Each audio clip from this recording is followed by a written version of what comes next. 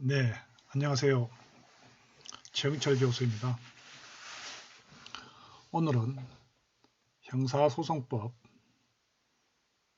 제4주차 2교시 시간입니다. 지난 1교시 시간을 간단하게 한번 살펴보겠습니다. 우리가 1교시에서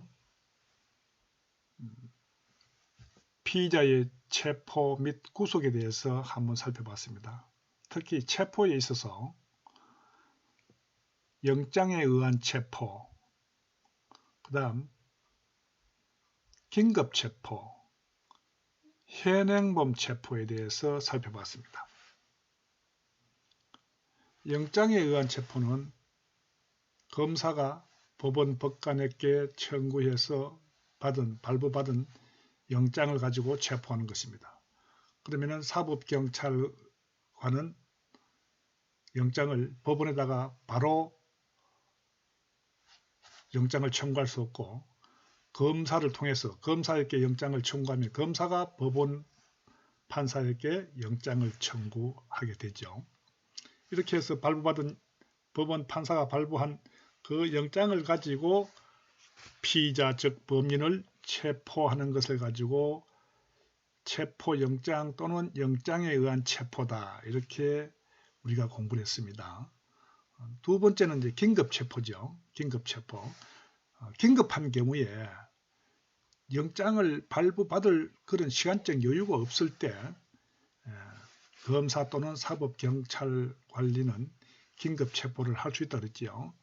반드시 긴급체포한 경우에는 긴급체포서를 작성해야 되고 검사에게 승인을 받아야 한다라고 우리가 공부를 했습니다. 다음 세 번째는 현행범 체포입니다. 현행범 체포는 누구든지 할 수 있다고 그랬어요. 검사나 사법경찰관리나 일반인, 여러분들도 현행범인은 체포할 수가 있다 그랬죠. 현행범인은 누구든지 체포할 수 있습니다. 그래서 현행범인이 그건 뭐냐? 범죄를 시작해가지고 종료하지 못한 상태, 범죄를 저지르고 있는 중, 범죄를 실행을 해가지고 종료가 되지 않은 상태, 범죄를 하고 있는 중이거나 범죄를 막 종료하고 이제 막 나오는, 막 종료한 범인을 현행범인이라 한다라고 우리가 공부를 했습니다. 자, 그렇게 해서 이제 이번 시간에는 구속에 대해서 한번 살펴보도록 하겠습니다. 자, 교재 내용에 한번 들어가 보겠습니다. 오늘도 대인적 강제 처분인데요. 큰 2번에 가서 피의자와 피고인의 구속입니다. 피의자와 피고인은 전에 제가 말씀드렸죠. 공소 제기 전에는 피의자고 공소가 제기되면 그때부터 피고인이라고 제가 말씀을 드렸습니다. 피의자와 피고인의 구속. 구속의 의. 구속이란 피의자 또는 피고인의 신체의 자유를 체포에 비하여 장기간에 걸쳐 제한하는 대인적 강제 처분임. 이거는 체포는 단기간에 그냥 사람을 체포하는 것이고, 구속은 체포를 해가지고 최고 사법경찰관서에서는 최고 10일입니다. 또 검찰에 가서 또 10일, 또 1차 연장하면 또 10일 더, 이렇게 길게 긴 장기간에 걸쳐서 체포하고 있죠. 체포가 오래된, 구속은 긴 장기간에 걸쳐서 제한하는, 사람의 어떤 자유를 제한하는 대인적 강제처분이다. 사람에 대한 강제처분이다. 이렇게 이해를 하면 되겠습니다. 다음, 피의자의 구속은 검사의 청구에 의하여 지방법원 판사가 발부한 구속영장에 의하여 피의자를 구속하는 것이고, 피고인의 구속은 공소가 제기된 후에 법원의 직권으로 구속영장을 발부하여 피고인을 구속시키는 것을 말함. 예, 그렇습니다. 피의자의 구속과 피고인의 구속인데요. 피고인의 구속은 법원의 직권으로 구속영장을 발부해서 구속시키는 것을 말하고요. 피의자의 구속은 검사의 청구에 의해서 검사가 청구를 하면 지방법원 판사가 구속영장을 발부하는 겁니다. 구속영장을 발부하든지 또 기각을 하든지, 그죠? 구속영장을 발부를 했다 하더라도 지방법원 판사가 봐서 이거는 구속할 사유가 되지 못한다라고 하면은 발부하지 않겠죠. 구속영장을 발부하지 않습니다.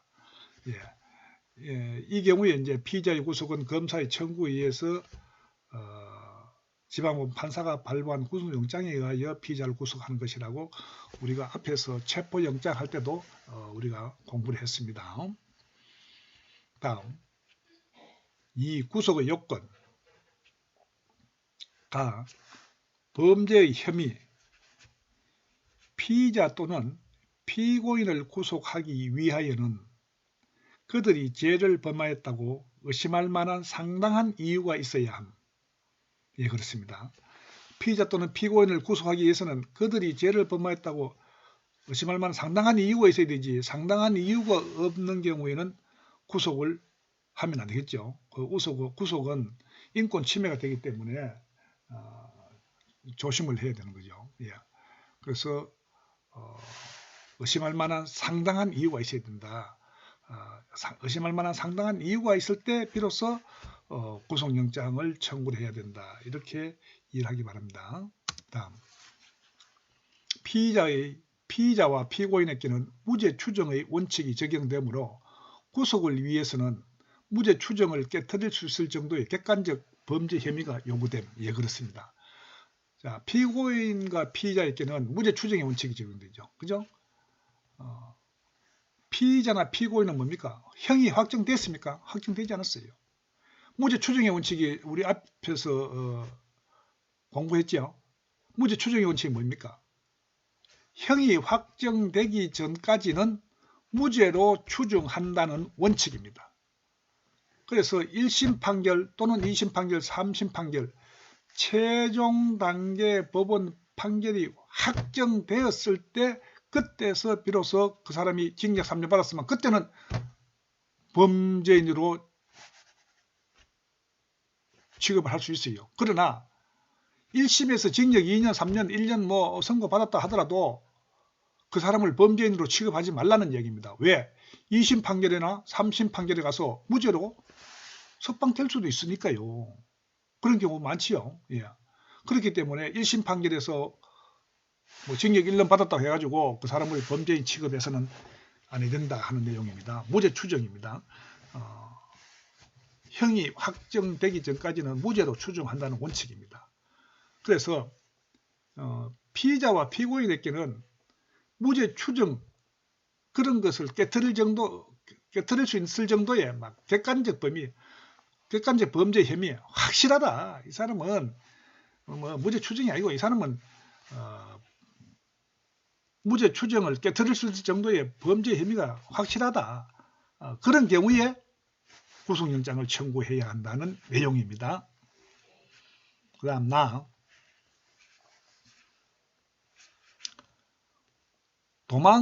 구속사유입니다. 구속사유에 있어서는 도망 또는 도망할 염려. 예. 도망이란 피의자 또는 피고인이 도망 의사로 장기간 숨는 것을 말합니다. 그죠? 피의자나 피고인이 경찰이나 검찰에 검거돼가지고 체포돼가지고 조사받으면 법원에 가서 징역형 받으면 처벌받아야 되면 두려워서 도망하는 것을 말합니다. 장기간 다른 데 가서 숨는 것을 말합니다. 숨어버리는 것을. 그것을 도망이라고 하고요. 도망할 염려란 사건의 구체적인 상황을 판단하여 볼 때 피의자 또는 피고인이 형사 절차를 회피할 고도의 개연성이 있는 경우를 의미합니다. 예, 그렇습니다. 도망할 염려라고 하는 것은 피의자 또는 피고인이 형사 절차를 회피하는 겁니다. 왜?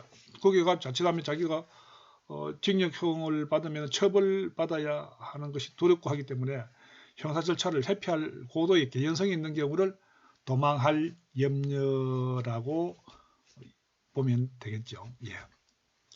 다음 주거부정.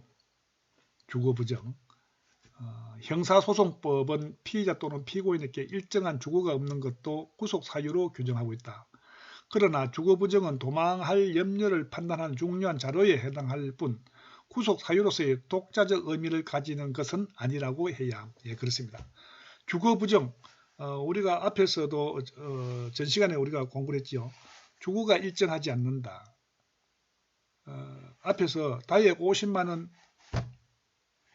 이하의 벌금 구류 과료에 해당하더라도 그 사람이 피의자가 주거가 불분명하면은 뭐예요? 긴급 체포할 수 있고 현행범으로 체포할 수 있다라고 우리가 공부를 했죠. 예, 그거 마찬가지입니다. 여기에서 보면 주거부정이라고 하는 것은 일정한 주거가 없는 거예요. 사는 곳이 일정치 않는 곳입니다. 이런 경우는 구속사유로 규정하고 있어요.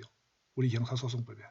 그러나 주거부정이 도망할 염려를 판단하는 중요한 자료에는 해당할 수 있지만은 구속사유로서 독자적 의미를 가지는 것은 아닙니다. 주거부정하다고 해가지고 무조건 구속사유다 이렇게는 볼 수 없다는 겁니다. 이해되나요? 예. 다음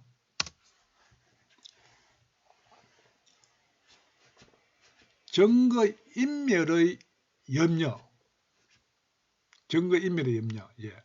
증거인멸의 염려란 피의자 또는 피고인을 구속하지 않으면 증거 방법을 멸실, 훼손, 변경, 위조, 변조하거나 공범자, 참고인, 정인, 감정인에게 부정한 영향력을 행사하거나 제3자로 하여금 이러한 행위를 하게 하여 진실 발견을 곤란하게 할 구체적 위험이 있는 경우를 말합니다. 예, 증거인멸이라고 하는 것은 증거는 어떤 범죄에 있어서 A라는 사람이 어떤 범죄를 저질렀으면은 A가 범죄를 저질렀지 않았다고 나는 범죄를 저지르지 않았습니다라고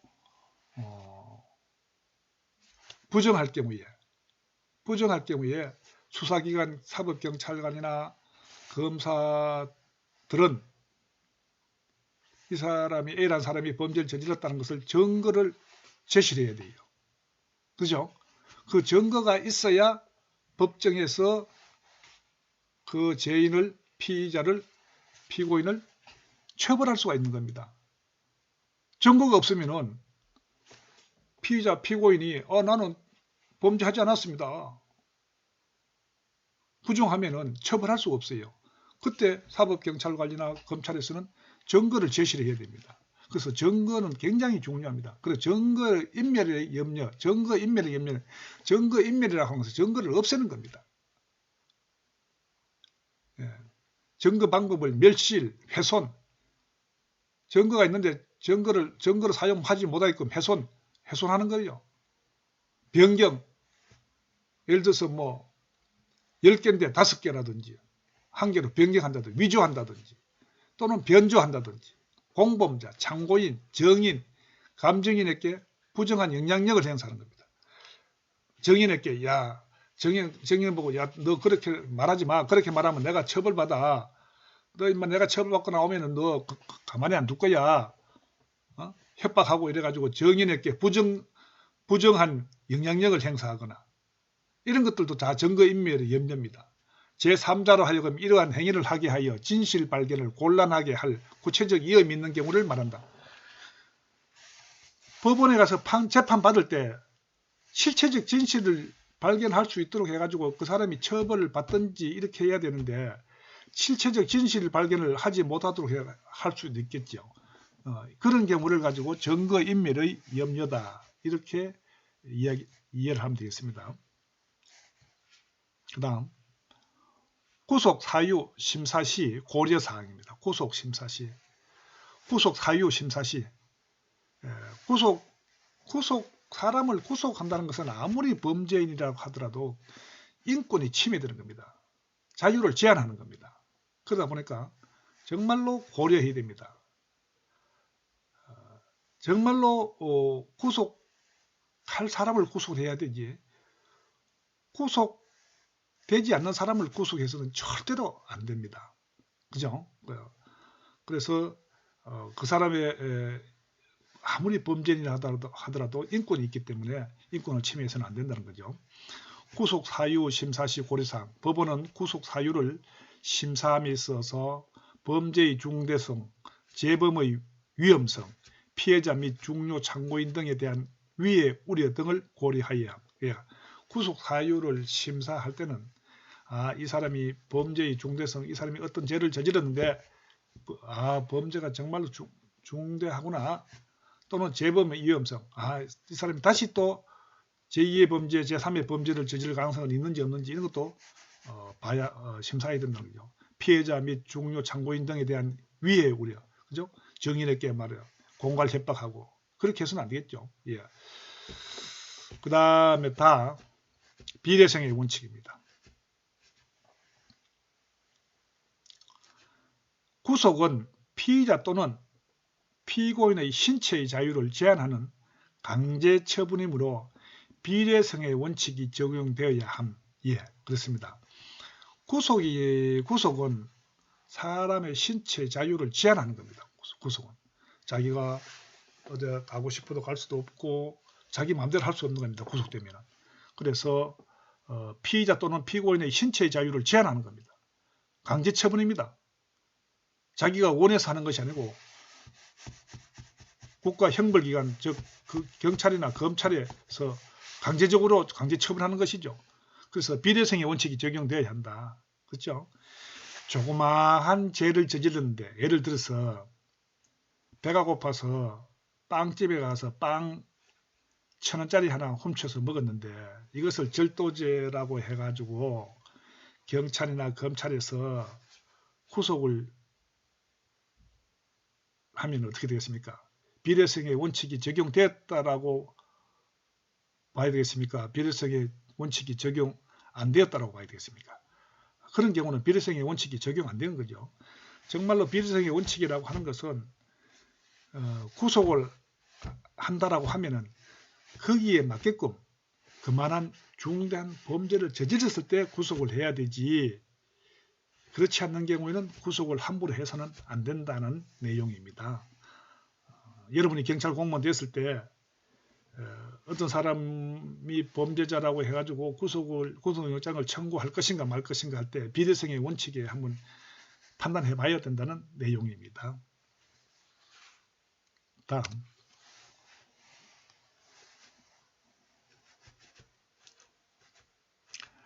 따라서 범죄의 혐의와 구속 사유가 존재하는 경우라도 피의자 등에게 가해지는 고통이나 폐해가 국가 형벌권의 적정한 행사에 필요한 필요성을 현저히 초과하여 이들을 구속하는 것이 상당하지 않다고 판단되는 경우에는 구속할 수 없습니다. 예, 그렇습니다. 조금 전에 제가 말씀드렸죠.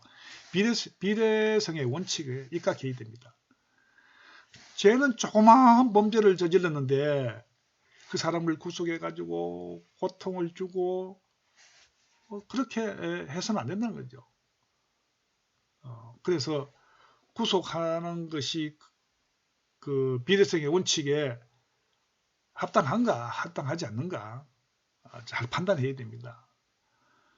사법경찰관이나 검사들은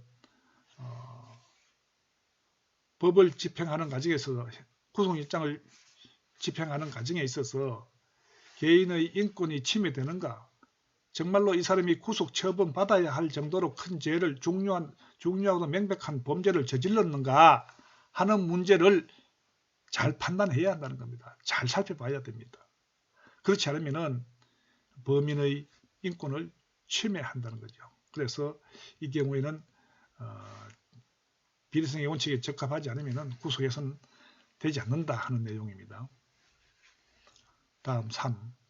피의자 구속의 절차입니다. 피의자 구속의 절차가 구속영장의 청구, 피의자에 대한 구속은 검사의 청구에 의하여 법관이 발부한 구속영장에 의하여 이루어짐. 앞에서 공부했죠. 피의자에 대한 구속영장은 검사가 청구를 해가지고 법관이 발부한 구속영장에 의해서 이루어진다. 이렇게 이해를 하면 되겠습니다. 다음, 사법경찰관이 피의자를 구속하기 위해서는 검사에게 신청하여 검사의 청구에 의하여 구속영장을 발부받아야 함. 이것도 앞에서 공부했던 내용입니다. 사법경찰관이 예를 들어서 그게 포항 남부경찰서 A 순경이 갑이란 사람이 절도죄를 저질러 가지고 체포를 해가지고 왔어요. 그러면 이 사람을 구속을 시켜야 되겠다 하면은 포항 남부경찰서 경찰관 A는 검사에게 신청합니다. 그러면 검사가 법원 판사에게 구속영장을 신청합니다. 그러면 법원 판사가 판단해보고 이 사건은 중요하다, 중대한 범죄 혐의가 있다라고 판단되면은 구속영장을 발부합니다. 그러면은 그 발부된 구속영장을 가지고 사법경찰관은 집행하면 되는 것입니다. 다음, 구속 전 피의자 신문. 영장실질심사제도의 영장실질심사란 구속영장의 청구를 받은 판사가 피의자를 직접 신문하여 구속 사유를 판단하는 것을 말함. 예, 그렇습니다. 우리나라에는요, 영장실질심사제도라는 제도가 있습니다. 이게 뭐냐 하면은, 자, 검사나 사법경찰관리인 경우는 검사에게 영장을 청구하겠죠. 또 검사는 법원 판사에게 영장을 청구합니다. 그러면은 거기에 사법경찰관이 작성한 내용이나 검사가 작성한 구속영장 청구서에서는 보면요, 완전히 그 피의자를 범죄로 인해 가지고 이 사람은 충분히 구속된다라고 구속을 시키기 위해서 아주 내용을 구체적으로 모든 내용을 실제적으로는 조금 판단하기 어려울 정도의 그런 문제도 그런 내용도 거기에다가 포함시켜 가지고 구속영장 청구서에 구속을 시켜야 된다라고 이렇게 만들어 가지고 구속영장 청구서를 만들어 가지고 판사에게 보냅니다. 판사가 보면은 그 검사가 청구한 구속영장 청구서를 보면은 이 사람은 구속영장을 발부해야 됐다라고 판단이 됩니다. 그러나 판사 입장에서는 검사가 청구한 구속영장 청구서만 믿고 영장을 발부할 수 없는 건 아니겠습니까? 그러면은 검사가 청구한 구속영장 청구의 상대자는 누구냐? 바로 피의자입니다. 범죄자입니다. 그 피의자 이야기도 한번 들어보자. 피의자도 법원에 출두시켜라. 법원에 출두시켜가지고 검사가 청구한 구속영장 청구서의 내용하고 그 범죄자 피의자가 말하는 내용하고 어느 정도 차이가 있는지, 그러면 구속영장 청구한 검사의 청구서 내용이 사실인가 아닌가 확인한 의미에서 범죄자를 법원에 출두시켜 가지고 확인하고 물어보고 신문하는 그런 제도를 뭐냐고 하면은 영장실질심사제도라고 한다. 이해되나요? 이렇게 영장실질심사제도를 우리가 운영하고 있는 이유는 뭡니까? 한 사람이라도 억울하게 구속되는 사람은 방지해야 된다라는 측면에서 영장실질심사제도를 운영하고 있다. 이렇게 여러분들이 이해를 하기 바랍니다. 다음, 영장실질심사의 절차입니다. 영장실질심사의 절차.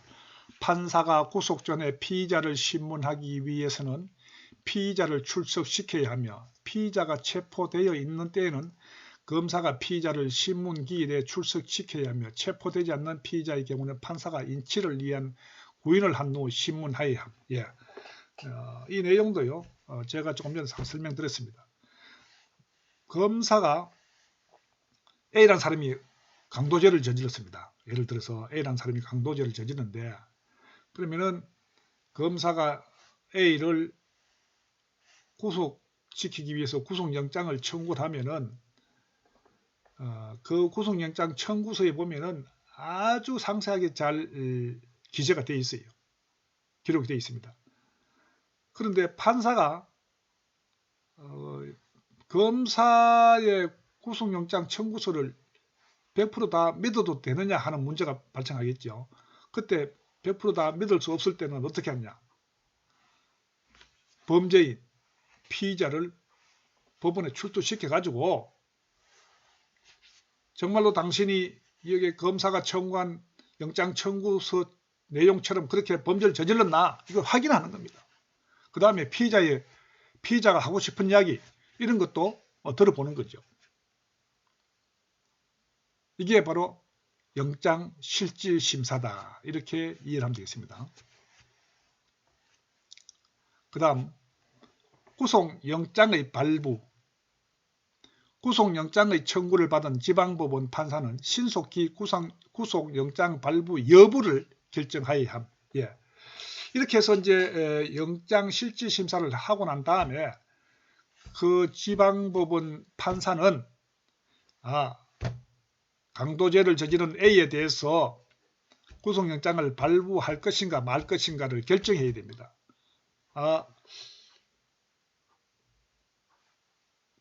영장 실질 심사해 보니까 이건 강도죄를 저질렀고 중대하고도 명백한 범죄 행위다라고 판단되면은 영장을 발부하겠죠. 구속영장을 발부합니다. 그러나 그 피의자 범죄인하고 검사 그 영장 청구서하고 놓고 서로 이래 신문해 본 바 검사가 청구한 영장 청구서 내용이 틀린 게 많아요. 이런 경우에는 어떻게 되겠습니까? 구속영장을 발부하지 않겠죠, 판사가. 그래서 구속영장 영장 실질 심사를 하고 난 다음에 관할 지방법원 판사는 구속영장 발부의 여부를 발부할 것인가 말 것인가를 결정하여야 한다는 내용입니다. 구속영장 청구의 기각. 지방법원 판사는 검사의 구속영장 청구가 부적법하거나 이유가 없으면 구속영장의 청구를 기각하는데 청구를 기각하여 구속영장을 발부하지 아니한 때는 청구서의 그 취지 및 이유를 기재하고 서명 나련하여 청구한 검사에게 교부함. 이거 앞에서도 공부를 했습니다. 그죠? 그래서 영장 실질 심사를 해가지고 그 지방법원 판사는 영장을 발부하는 경우도 있고 또 발부하지 않는 경우도 있겠죠. 발부하지 않는 것을 가지고 구속영장의 기각이라고 하는데요. 어떤 경우에 기각하느냐 하면은 지방법원 판사는 검사의 구속영장 청구가 부적법이에요. 적법하지 못해요. 적법해야 구속영장을 발부하는데 부적법하거나 이유가 없어요. 구속할 이유가 없어요. 구속할 만한 이유가 있어야 되는데 구속할 만한 이유가 없을 때는 구속영장을 청구를 기각해 버립니다. 판사가. 기각하면은 반드시 그 판사는 그 내용에다가 구속영장 청구서에다가 그 취지, 이유, 뭐 때문에 기각한다. 뭐 때문에 구속영장을 발부하지 못한다.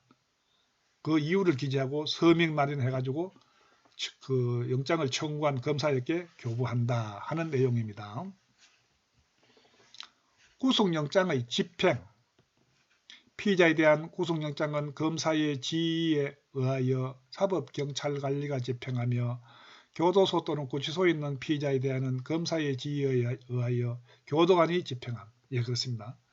구속영장은 피의자에 대해서는 그 피의자가 경찰 관서에 구속되어 있는 경우는 그 관서에 있는 경우는 검사의 지휘에 의해 가지고 사법경찰관리가 집행하고 교도소에 있다, 구치소에 피의자가 있다 하는 경우에는 검사의 지휘에 의해서 교도관이 집행한다.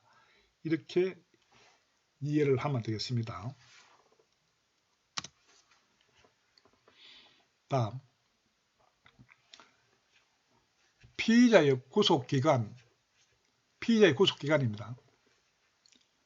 사법경찰관이 피의자를 구속한 때는 10일 이내에 피의자를 검사에게 인치하지 아니하면 석방하여야 하며, 검사가 피의자를 구속한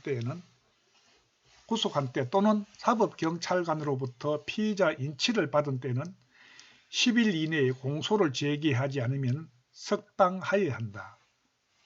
다만 지방법원 판사는 검사의 신청에 의하여 수사를 계속하며 상당한 이유가 있다고 인정한 때는 10일을 초과하지 아니한 한도에서 검사의 구속 기간의 연장을 1차에 한하여 허가할 수 있음. 예, 그렇습니다. 자, 잘 보시기 바랍니다. 피의자의 구속 기간인데요. 피의자, 즉 범죄자는 범죄를 저지르고 난 다음에 그 사법경찰관에게 체포가 돼가지고 왔습니다. 체포가 돼가지고 와가지고 그 사법경찰관이 그 구속영장을 청구해가지고 구속영장을 발부받았어요. 받았으면은 구속영장을 발부받아가지고 구속을 집행하는데 10일 이내 검사에게 인치를 해야 돼요. 피해자, 그동안에 조사했는 내용하고 피의자, 사람을 검사에게 인치를 해야 됩니다. 송치를 하는 거죠. 넘겨야 됩니다. 검사에게 넘겨야 돼요. 만약에 10일 이내에 구속해가지고 인치하지 않으면, 검사에게 인치하지 않으면 석방해야 됩니다. 조사를 해보니까, 구속영장 청구받아가 조사를 해보니까, 혐의가 없다. 다른 사람이 범죄자가 있더라. 이렇게, 이런 경우, 이렇게 판단되면은 석방해야 됩니다. 이해가 됩니까? 예. 다음, 검사가 피의자를 구속한 때 또는 사법경찰관으로부터 피의자 인치를 받은 때는 10일 이내에 공소를 제기하지 않으면 석방해야 됩니다. 그렇죠. 검사는 피의자를 구속한 때 또는 사법경찰관이 보내온 피의자 인치받은 경우 있겠죠. 그런 경우는 10일 이내에 공소를 제기하지 않으면 석방해야 됩니다. 그래서 피의자는 경찰관서에서 10일 동안 구속될 수 있고, 또 경찰관서에서 사법경찰관이 검사에게 인치한 경우에는 또 검찰에서 또 10일 동안 구속돼 가지고 조사받을 수 있습니다. 구속될 수 있습니다. 그때 검사는 이 10일 동안에 공소를 제기를 해야 돼요. 법원에다가 공소를 제기해야 되는데 공소를 제기하지 않으면 석방해야 됩니다. 다만 지방법원 판사는 검사의 신청에 의해 가지고 검사가 범인을 피의자를 조사를 해보니까 10일 동안 조사를 다 못해요. 조사할 내용이 너무 많아. 이런 경우에는 검사가 지방법원 판사에게 신청합니다. 지금 판사님 신청할 피의자에 대해서 조사할 내용이 너무 많습니다. 계속 좀 수사를 해야 되겠습니다. 이거 좀 연장 좀 해주십시오. 라고 했을 때 판사가 보고 계속 수사하는 것이 상당한 이유가 있다고 판단될 때는 10일을 초과하지 않는 범위 내에서 구속기간을 연장을 1차에 하나에 허가할 수 있어요. 그러면은 앞에서 검사가 10일 동안 하고 또 다음 10일을 더 연장할 수 있으니까 총 며칠입니까? 20일을 수사를 할 수 있겠죠. 예. 이것은 수사할 내용이 많은 경우에는 검사가 지방법원 판사에게 신청을 하는 겁니다. 신청을 하면은 계속 수사해야 된다라고 신청을 하면은 지방법원 판사가 판단해보고 계속 수사하는 것이 상당한 이유가 있다라고 인정되면은 10일을 초과하지 않는 범위 내에서 구속기간을 1차에 한해서 허가할 수 있다. 할 수 있는 겁니다. 허가할 수도 있고 허가하지 않을 수도 있는 겁니다. 100% 다 허가하는 것은 아닙니다. 할 수도 있고 안 할 수도 있다. 이렇게 이해를 하기 바랍니다. 그 다음에 재구속의 제한입니다. 재구속의 제한. 검사 또는 사법경찰관에 의하여 구속되었다가 석방된 자는 다른 중요한 증거를 발견한 경우를 제외하고는 동일한 범죄에 관하여 재차 구속하지 못함. 예, 이거는 재구속입니다. 다시 2번 구속하는 건데요. 검사나 사법경찰관이 A라는 사람이 강도짓을 해가지고 구속을 했어요. 구속을 했는데 구속을 해가지고 조사를 해보니까 별 내용이 없어요. 강도한 게 발견 안 돼요. 그때는 석방해야 됩니다. 석방했다가 다른 아주 중요한 강도를 했다는 중요한 증거가 발견되면 모르지만은 그런 중요한 증거가 발견되지 않는 가운데서 동일한 조건, 또 강도죄로 앞에서 조사했던 구속했던 그 내용으로 가지고 두 번 다시 재차 구속하지는 못한다. 구속할 수 없다 하는 내용입니다. 다음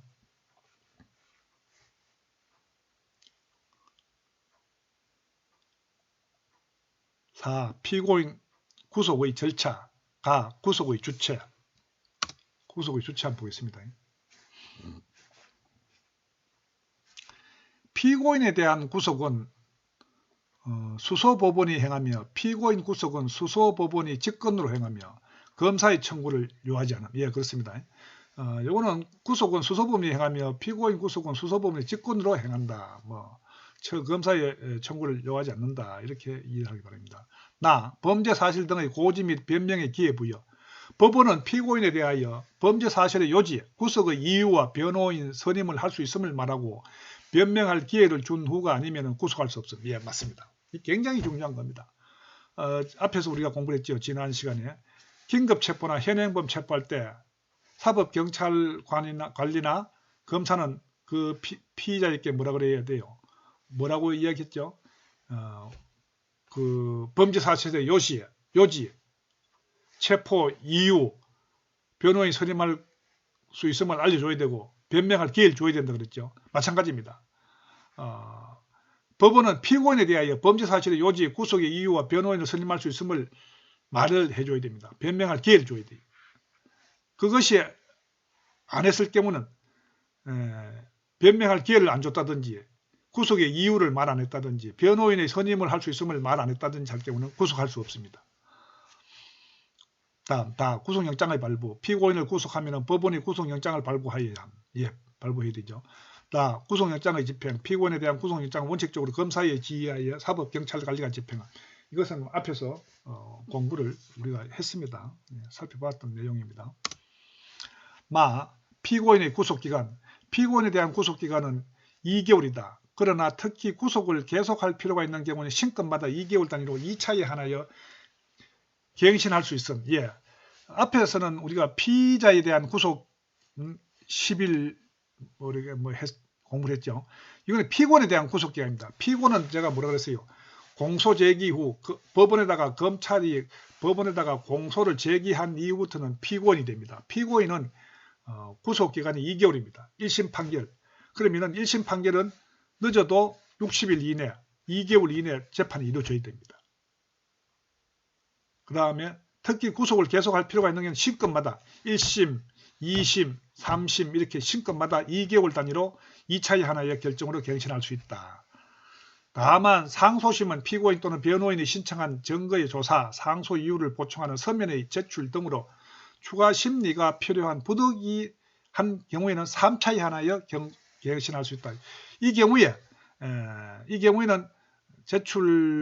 서면의 제출 등으로 추가 심리가 필요한 부득이한 경우에는 3차의 하나에서 갱신할 수 있다 하는 내용입니다. 5. 이중구속과 별건구속. 이중구속이란 이미 구속영장이 발부되어 있는 피의자 또는 피고인에 대하여 다시 구속영장을 발부받아 이를 집행하는 것을 말합니다. 한번 구속이 되어 있는 사람을 다시 구속영장 발부받아 가지고 집행하는 것을 이중구속이라 한다. 두 번 구속. 그죠? 예. 그 다음에 별건구속입니다. 별건구속. 별건구속이란 수사기관이 본래 수사하고자 하는 사건의 본건에 대한 구속의 요건이 구비되어 있지 않는 경우에는 본건의 수사에 이용할 목적으로 구속의 요건이 구비된 별개의 사건을 이유로 피의자를 구속하는 것을 말합니다. 예. 본건 수사에 이용할 목적으로 별건 구속을 하는 것을 말한다. 이렇게 이해를 하기 바랍니다. 다음 6번 구속의 집행정지와 실효. 구속의 집행정지. 구속의 집행정지는 구속영장의 효력을 유지시킨 채 구속의 집행만을 정지하여 피의자, 피고인을 석방하는 제도를 말합니다. 이거는 구속 집행정지입니다. 예를 들면은 사람을 구속시켜놨어요. 구속시켜가지고 구치소에 있는데 사람이 많이 아프다. 굉장히 많이 아프다 할 때는 뭡니까? 구속을 집행을 정지시켜가지고 병원에 가서 치료할 수 있도록 한다든지 집에 가서 치료를 할 수 있도록 이렇게 한다든지 하는 것이 구속의 집행정지입니다. 구속영장은 효력을 그대로 둬요. 구속영장은 효력을 그대로 둔 채 집행만을 정지한 겁니다. 이해되나요? 예.